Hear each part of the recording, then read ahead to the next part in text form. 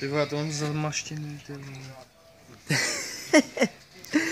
Dámy a pánové, vítejte v Maroku. Momentálně jsme teďka v hostelu Waka Waka, kde tady je to úplně mrtě epický. Podívejte na to, my jsme teďka na střeše. Tady budeme my spát, jo, to vám tady ukážu. Tady to je naše sídlo. Dobrý den. Ty vodi se tady už byly, ty nejsou od nás, jo. My v žádném případě nekouříme, nic takového, ne.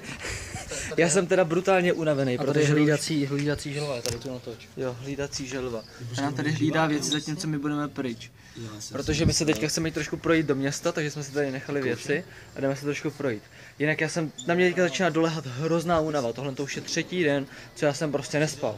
První den já jsem nespal vůbec, druhý den jsme spali na letišti, že jsem spal asi 1,5 hodiny, no a teďka třetí den mám nějakým způsobem fungovat, jako já už začínám úplně vypínat.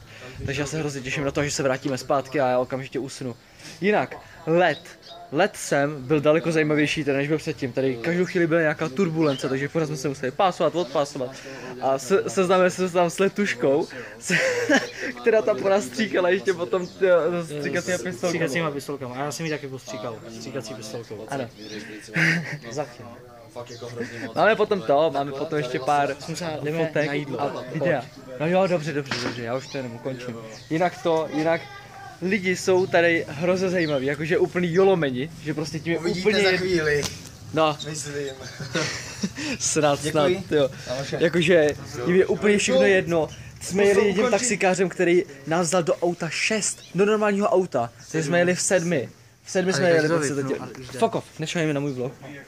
No dobře, musím jít, hele, já se ozvu možná ještě večer, jestli se mi to náhodou podaří, protože tady ty chujové na mě v žádném případě nepočkej, bo nechtěl, abych si já tady vlogoval.